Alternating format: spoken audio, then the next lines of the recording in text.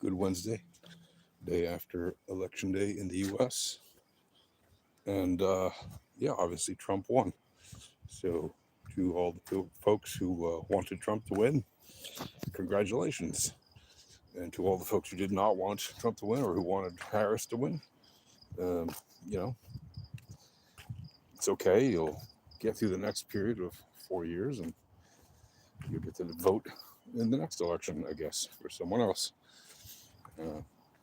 As I've always said, try not to be so extreme in your views because it doesn't help when you fall for the division that people, for example, in media or on any particular side, like to shove between people to create division because that's just another way of controlling the masses, right? So I'm all for unity. That's what makes the United States great. Is it's unified. It's united, and that doesn't mean that everybody has to agree on everything all the time. But people shouldn't be extreme in their ad hominem attacks. Whether you like him or not, President Trump has already been president for 4 years. He didn't run a dictatorship, and you can say, well, it's because he had all those guardrails. Listen, at the time, when he had those quote-unquote guardrails of quote-unquote adults in the room, the same people that are now saying those people were the guardrails were at the time saying that those people were extremists, and that the only things they said no to were the most extreme demands that he had, right? Is it likely that he's learned some lessons from that experience? Probably. You know, is he likely to be even more of a wild card this time because he doesn't have another election to run for? We'll see, right? Would I be panicking right now if I was, if I was like concerned or something, if I was, rooting for Harris all the way? No, I wouldn't be panicking, I think you're going to be fine if you're a Harris supporter. It's not like he's going to suddenly lock up everybody who was against him and do all this kind of stuff that he said during his campaign. Yes, it matters what presidents say and it matters what candidates say. And yes, he's a bit of a wild card in that sense. But that's part of his whole shtick. That's part of his whole brand, that he's different from a lot of other politicians in that he says and does a lot of things that the other ones don't do. So, keep calm and carry on, as they say. Even frankly, like, is he likely to deport 15 million, people that he thinks are illegal or undocumented aliens in the United States on day one of his presidency? Not likely. Where's he gonna put them, first of all, before he deports them all? After after ICE supposedly catches them, how is ICE even going to catch all of them on day one? I mean, it's completely, those are election promises that people say to get elected, and that's something that he said to be populist, which is another important lesson here, which is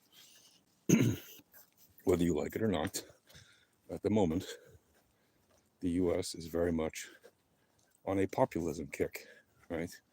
It is very much in the mode of voting for people that are populists.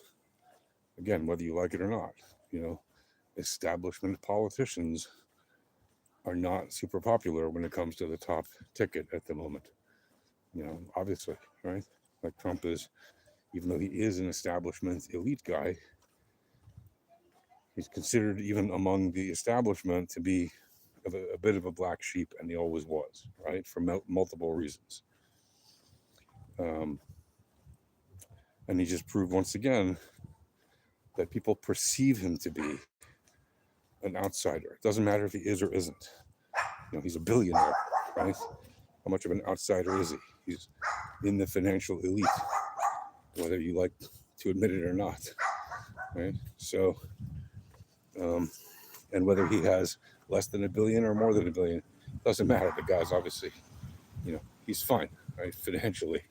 And he certainly has more, probably at this point, with all the DJT and everything else that he owns. But that's not even the point. The point is, I think Americans have been so divided by what they've been told to believe, whatever party they belong to, for so long that too many of them have forgotten what makes the U.S. really great, and that is that it is the United States. There is peace. There is a peaceful process for, enacting laws and enforcing laws and changing laws. And yes, you might not like who's in charge. And yes, you might not like who's making the laws. And yes, you might not like who's judging those laws. But America has a long tradition, relatively, a couple hundred years, of giving people the right to decide who their leadership will be. And over time, that changes, who the leaders are. And even who's on the Supreme Court changes over time as the justices age out and are replaced by others, right?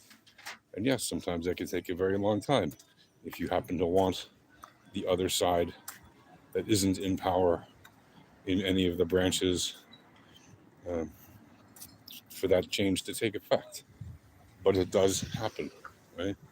So congratulations again to the folks who wanted this change.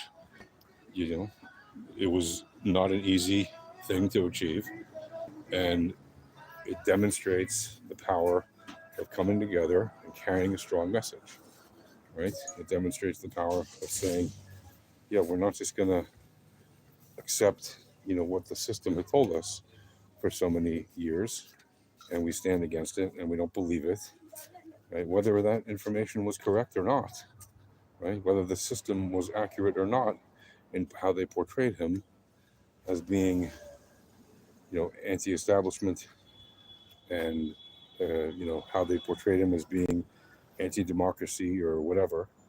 The fact is, people who support him made a lot of effort to get him to win, right? And that deserves, congratulations. And the guy's the president-elect, so when he becomes president, like every president deserves support from Americans, he too will deserve support from Americans. That doesn't mean you have to like everything he does. But he, when he takes office again, he'll be my president, whether I voted for him or not. I don't say whether I did or not. Right? And just like Joe Biden is my president, whether I voted for him or not, right? And I don't say whether I voted for him or not. Okay. Supported the winner, and consolations, I guess, for the folks who lost and feel, dejected or downtrodden or whatever. But just remember, if you are on the losing side of the election, it's okay. You'll be fine. The guy who's coming into office next, apparently, is not as terrible as everyone made him out to be. Is he erratic? Yeah. But, like, for example, I live right now in an area where there's a lot of people afraid, or not afraid. I said that entirely wrong. Right now I live in an area where there's a lot of people constantly dealing with complaint cylinders, right, from our not so peaceful neighbors to the north, specifically the Hizbollah, and also our not so peaceful neighbors to the south in the Hamas, right? We're constantly dealing with shelling or artillery or, rockets or drones or whatever kind of crazy missiles that they're shooting at us. Okay. And a lot of people who did not support, one party or the other, wanted a particular outcome for this election. And many people in Israel have long been very supportive of Trump because he has demonstrated through action that he has been a big supporter of Israel. He moved the embassy of the United States to Jerusalem, finally, after many decades of other presidents all promising that they would do the same thing once they entered office, only that they didn't do it. But he actually did. And he recognized, he made it so that the United States recognizes the Golan Heights as part of Israel now, right? Presidents before that did not do that. It was too contentious. It was too political. It would start a war. It didn't start a war when he recognized it, right? What started the October 7th war? There's a lot of things, but mostly it was the fact that the Hamas was afraid of being sidelined and becoming irrelevant if Saudi Arabia made peace with Israel.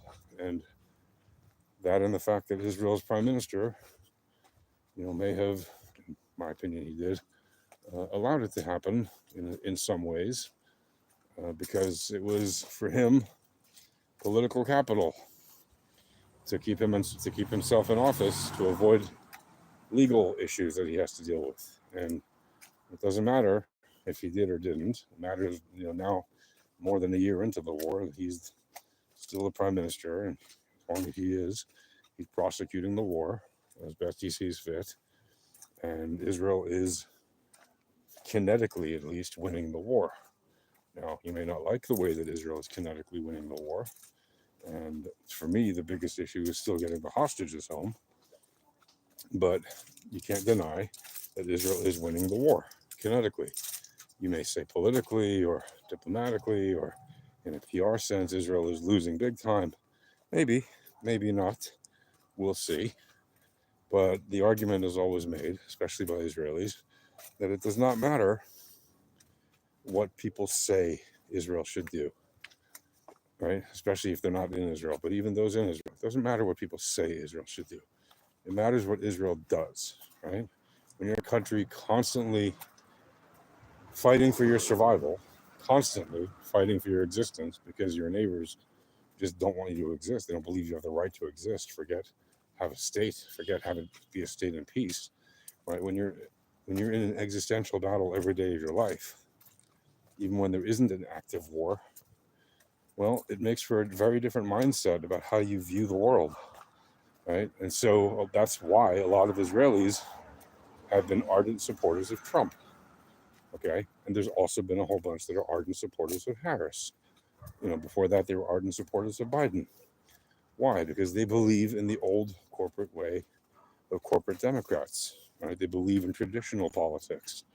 So it was a battle political battle, in America that affected Israel as well, between whether or not America would choose to have at the top of its, executive branch, somebody who's perceived to be a populist, even though he's, many people can clearly argue he's not a real populist, but he knows how to speak like one.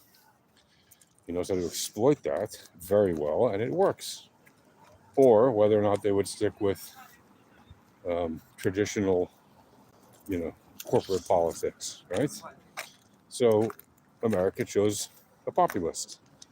It's not complicated stuff here, right? Did they make the right choice? Time will tell.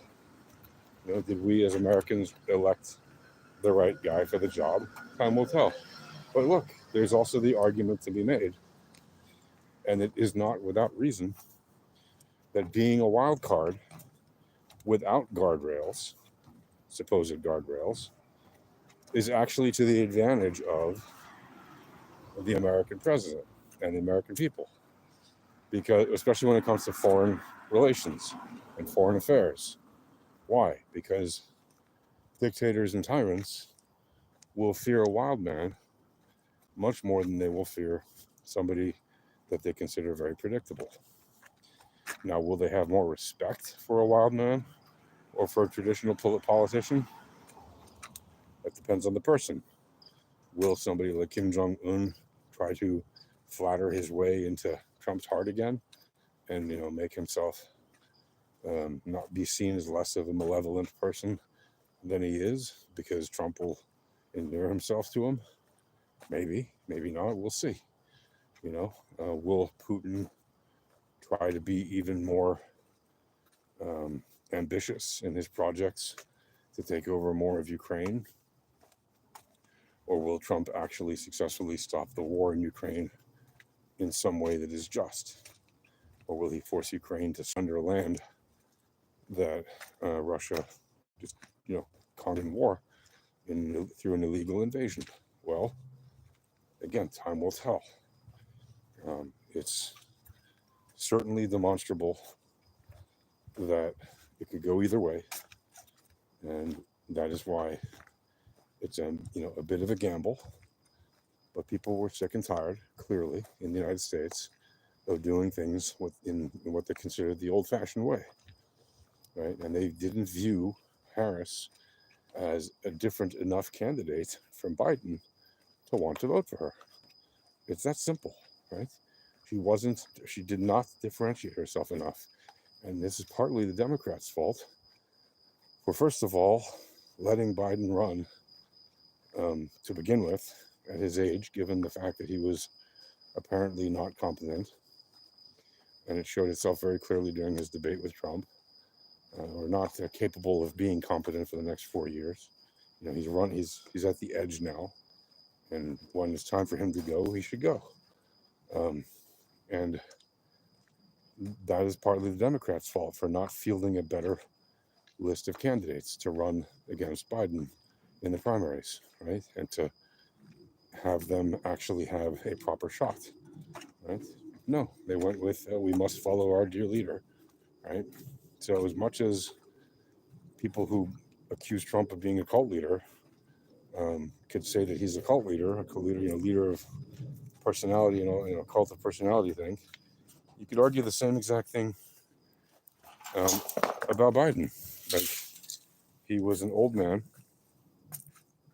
when he was running for president already the first time. Just like Trump is an old man now, running the second time, and arguably was also the first time. But clearly, Biden was not fit to run for a second term, right?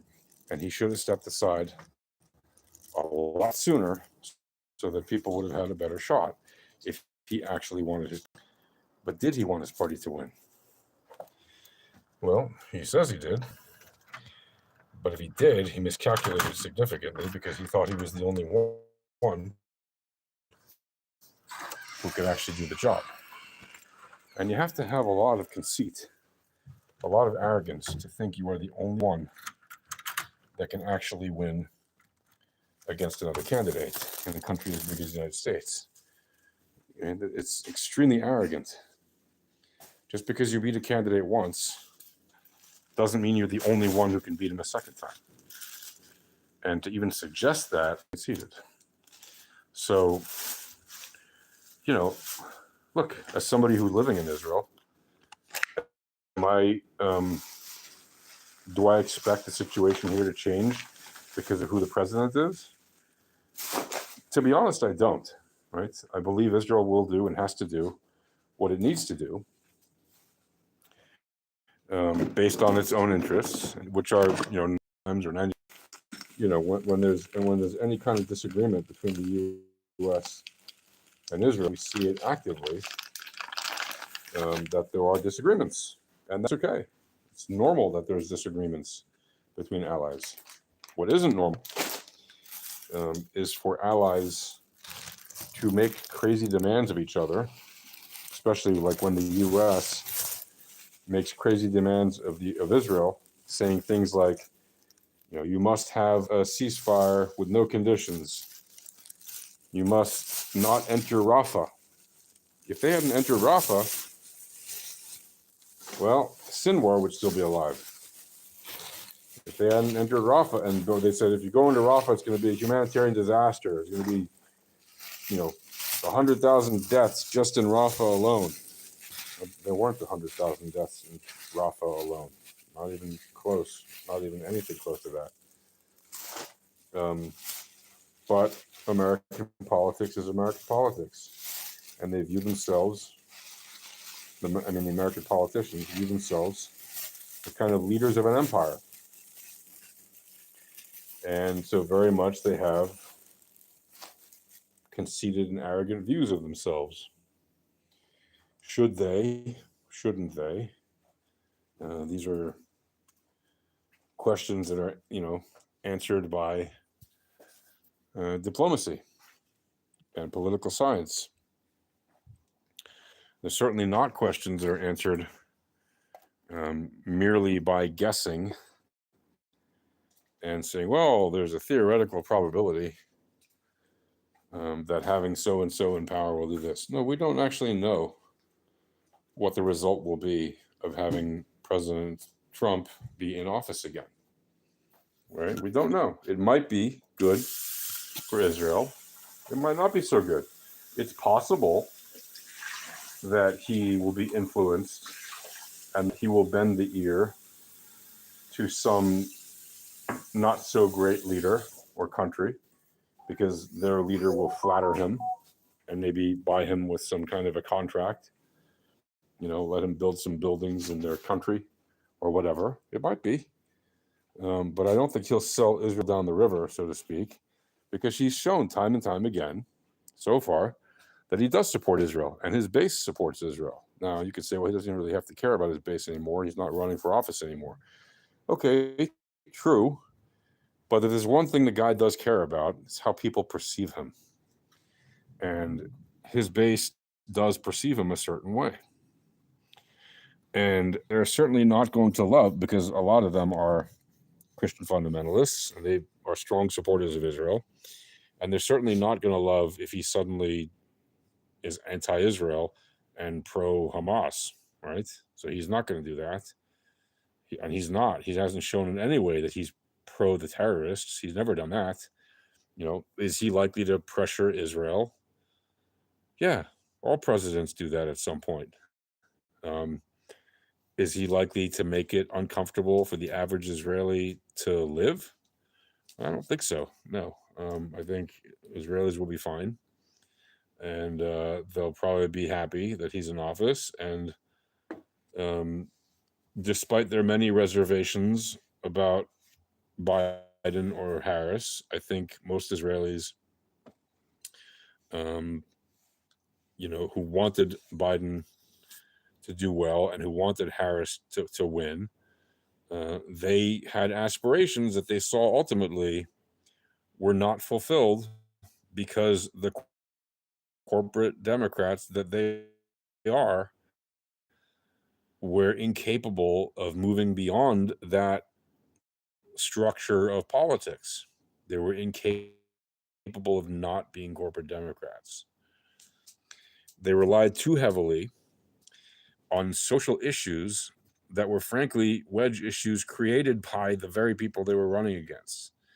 And that's a classic mistake of any political team. When you focus too much on we are running to not be the other team, that's very often a recipe for a loss in politics. You need to run on what you're for, not only what you're against. It's okay to point out what you're against. It's even important.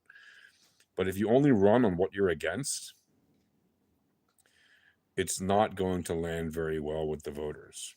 And if your focus isn't on the economy, even if your economy is statistically better than what your opponent claims it is, and is better, statistically than what your opponent's economy was, you need to demonstrate that better. And the fact that Harris had only 100 or whatever days to run, you could say it didn't make it easy for her, but I would say 100 days is still plenty of time. And she's been in office as vice president for 3.5, almost 4 years now, right? As vice president to Joe Biden. So to pretend like she didn't have time as vice president working with the president, to pretend they didn't have time to communicate their success better is a joke.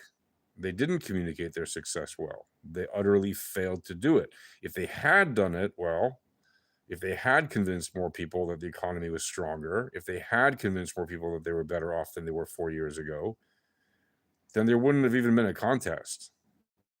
But they failed utterly to do that. They let their opponent drag them down into the mud with all kinds of, what he's a master at, which is dragging the level of discourse into the mud. And they allowed him to lead the conversation instead of instead of letting him taking all the oxygen out of the room every time he opens his mouth, they should have been more proactive in taking the oxygen out of the room every time they open their mouth, but they failed to do it. They failed to learn the lesson that politics is a dirty fight. You can't just be polite all the time. If your opponents are not gentlemanly, well, then you can't be a gentleman in your ways of going about competing with them. If they're going to fight dirty, you need to fight back in similar fashion. And you can't just wait till the last 100 days to entirely shift your strategy by bringing on a new candidate in a country as big as America, hoping that in 3 months you'll have time to turn around the opinions of more than half the voting public.